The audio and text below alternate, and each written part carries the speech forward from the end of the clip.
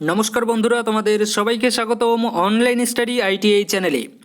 দেখো, তোমরা যারা আইটিআই পাস করেছো এবং তোমরা চাচ্ছ যে সরকারি মতে এবছর তোমরা অ্যাপ্রেন্টিসশিপ করবে, তো দেখো তোমাদের জন্য কিন্তু খুশির খবর আছে। তোমরা দেখতে পাচ্ছ স্ক্রিনে যে এনপিসিআইএল অর্থাৎ nuclear power corporation of India limited এর তরফ থেকে কিন্তু তোমাদের জন্য কিন্তু ভ্যাকেন্সি কিন্তু বের করেছে, অর্থাৎ অ্যাপ্রেন্টিসশিপ কিন্তু বের কিন্তু করেছে এই বছর। তোমরা দেখতে পাচ্ছ এর যে আর কি পোস্টিং তোমাদের কোথায় হবে সে সম্পর্কে আমরা বিস্তারিত জানবো। তার আগে বলেই দিচ্ছি এখানেই, তোমরা এখান থেকেই তোমরা জানতে পারবে। দেখো, তোমাদের পোস্টিং হবে এখানে রাবতভাটা রাজস্থান সাইট, এখানে দেখতে পাচ্ছ উপরে, এখানে কিন্তু তোমাদের পোস্টিং হবে। পোস্ট অফিস এখানে দেখতে পাচ্ছ, পিন নাম্বার দেখতে পাচ্ছ এবং এখানে কিন্তু বিস্তারিত দেখতেই পাচ্ছ। এর যে আর কি বিজ্ঞপ্তি নাম্বার তোমরা দেখতে পাচ্ছ, এটা হচ্ছে বিজ্ঞপ্তি নাম্বার। এবং এর যে লাস্ট ডেট এবং কবে থেকে ফর্ম ফিল আপ শুরু হচ্ছে সে সম্পর্কে কিন্তু এখানে দেওয়া আছে। দেখো, opening date for submission of online application তোমাদের শুরু হচ্ছে অর্থাৎ 15 তারিখ থেকে, কিন্তু 15/3/2024 থেকে, অর্থাৎ 15ই মার্চ থেকে তোমাদের শুরু। এবং তোমাদের আর কি লাস্ট ডেট মানে ফর্ম অ্যাপ্লিকেশনের অনলাইনে সেটা হচ্ছে কি আমাদের 4ই এপ্রিল 2024। ঠিক আছে, তো তোমরা যারা করতে যাচ্ছ এই ডেটের মধ্যে কিন্তু করে ফেলো, মানে আগেই কিন্তু করে ফেলো। তারপরে দেখো, আমরা কোন কোন ট্রেড এখানে অ্যাপ্লাই করতে পারবে সে সম্পর্কে আমরা একটু জানবো, মানে পোস্ট এখানে কোন কোন ট্রেড আছে সে সম্পর্কে জানছি এবং কতগুলো আর কি সিট আছে সে সম্পর্কেও কিন্তু জানবো। দেখো, এখানে আমাদের প্রথম পোস্টের নাম কি আছে, ফিটার আছে। ফিটারের ক্ষেত্রে আমাদের টোটাল পোস্ট 94টা আছে।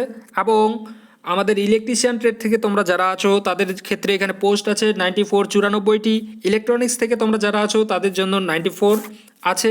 তারপরে কপা থেকে তোমরা যারা আছো তাদের জন্য 14 আছে। টার্নারদের জন্য আছে 13। তারপরে তোমরা যারা মেশিনিস্ট থেকে আছো তাদের জন্য 13 আছে, মানে 13টি। তারপর ওয়েল্ডারদের জন্য 13টি আছে। কিন্তু টোটাল হচ্ছে কি আমাদের পোস্ট 335টি কিন্তু এখানে আছে।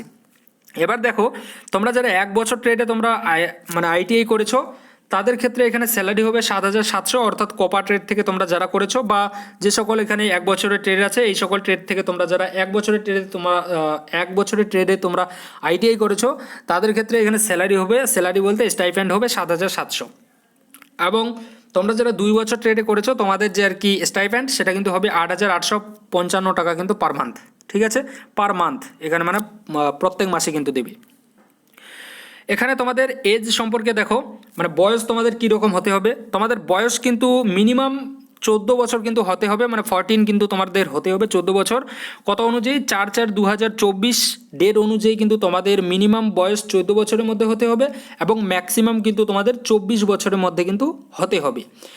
এবং তোমরা যারা SC/ST আছো তোমরা কিন্তু 5 বছরের ছাড় পাবে। ওবিসি তোমরা যারা আছো তারা কিন্তু এখানে 3 বছরের ছাড় পাচ্ছ। আর যারা তোমরা PWBD থেকে আছো তোমরা কিন্তু এখানে 10 বছরের কিন্তু ছাড় পাচ্ছ। মানে এক কথায় যদি বলতে চাই, সেন্ট্রাল গভর্নমেন্টের যে রুলস সেই রুলস অনুযায়ী কিন্তু তোমরা বয়সে কিন্তু ছাড় পাবে। তোমাদের এখানে ট্রেনিং যে ডিউরেশন, মানে অ্যাপ্রেন্টিসশিপের যে ডিউরেশন সেটা কিন্তু তোমাদের এখানে 1 বছরের হতে চলেছে। ঠিক আছে, এবং এখানে যদি আমরা নিচের দিকে যাই আরও কী আছে সেটা দেখে নিই। ক্যাটাগরি ওয়াইজ দেখো, তোমরা যারা ফিটার ট্রেড থেকে আছো ফিটারের SCদের জন্য 16টি আছে, STদের জন্য 12টি, ওবিসি নন ক্রিমিলিয়ারদের জন্য 19টি, EWSদের জন্য 9টি, আর যারা জেনারেল ক্যাটাগরি থেকে আছো তোমাদের জন্য 38টি কিন্তু আছে। ইলেকট্রিশিয়ানদের জন্য এখানে জেনারেলদের জন্য 38টি আছে, SCদের জন্য 16টি, STদের জন্য 12টি, ওবিসি নন ক্রিমিলিয়ারদের জন্য 19টি, EWS থেকে তোমরা যারা আছো তাদের জন্য 9টি আছে।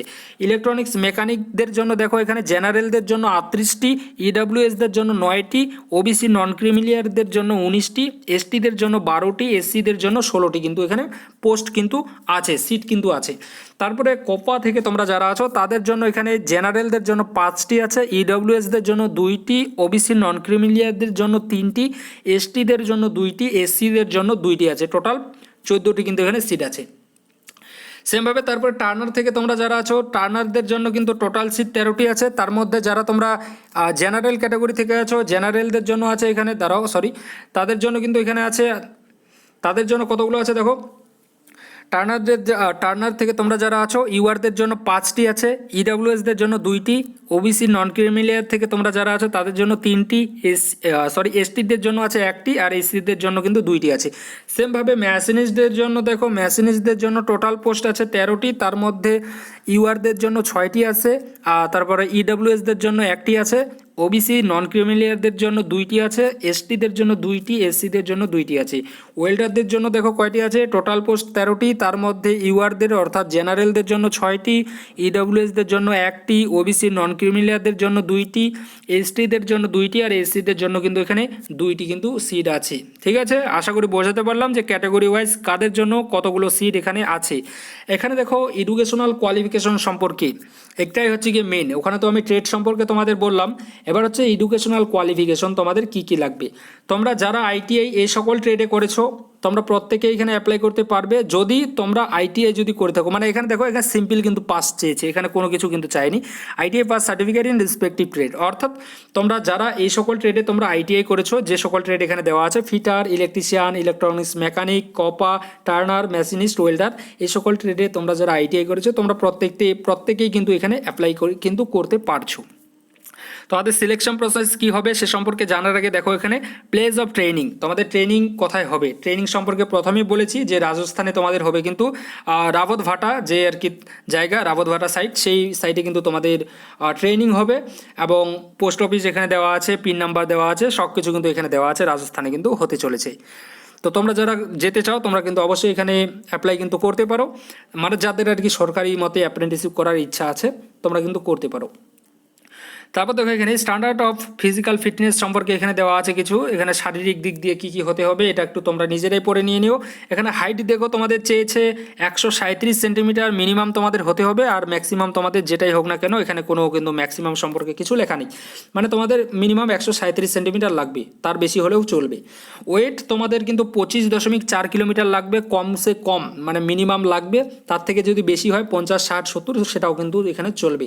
চেস্ট মেজারমেন্ট অর্থাৎ বুকের ছাতি যে তোমাদের সেটা কিন্তু ফুলিয়ে কিন্তু তোমাদের 3.8 সেন্টিমিটার কিন্তু করতে হবে, অর্থাৎ না ফুলিয়ে তোমার যেটা আছে সেটাকে যখন আর কি মানে বুকটাকে যখন ফুলিয়ে কিন্তু তোমাকে 3.8 সেন্টিমিটার কিন্তু করতে হবে। ঠিক আছে, আশা করি বোঝাতে পারলাম।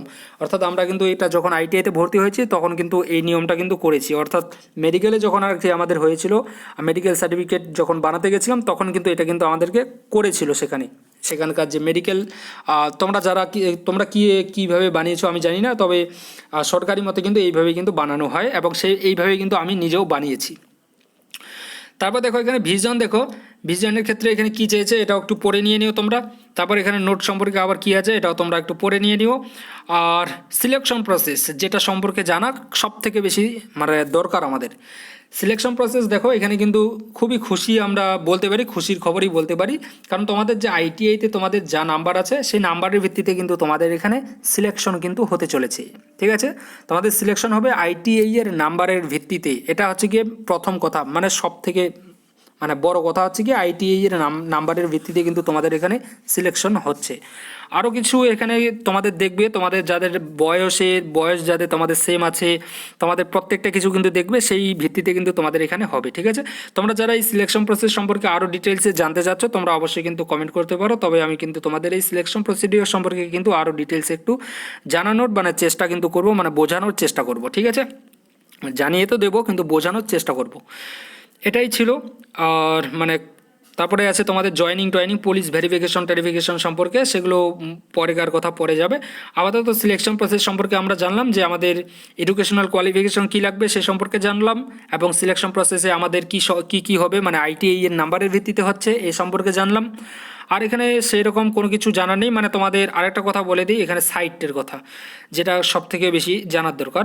দেখো তোমাদের সাইট, এই যে সকল এখানে সাইট দেওয়া আছে এই সাইটে কিন্তু যাবে, বারবার বলছি অন্যান্য যে সকল সাইট আছে সেই সাইটে কিন্তু যাবে না, প্রথমে এই সাইটে যেতে হবে তোমাদেরকে।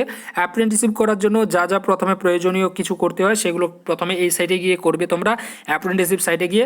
তারপরে তোমাদের যে এই যে সাইটটা তোমরা দেখতে পাচ্ছ এই সাইটে গিয়ে কিন্তু তোমাদেরকে অ্যাপ্লাই কিন্তু করতে হবে। ঠিক আছে, অ্যাপ্লিকেশন ফর্ম কিন্তু এখানে গিয়ে তোমাদের ফিল আপ কিন্তু করতে হবে, এই যে সাইটটা আছে এই সাইটে। প্রথমে তোমাদেরকে কিন্তু এখানে যেতেই হবে, এখানে গিয়ে তোমাদের প্রথমে অ্যাপ্রেন্টিসশিপের যে রেজিস্ট্রেশন সেটা কিন্তু কমপ্লিট কিন্তু করতে হবে, তারপরে গিয়ে তোমাদের এখানে গিয়ে কিন্তু ফর্মটা ফিল আপ করতে হবে। ঠিক আছে, আশা করি বোঝাতে পারলাম।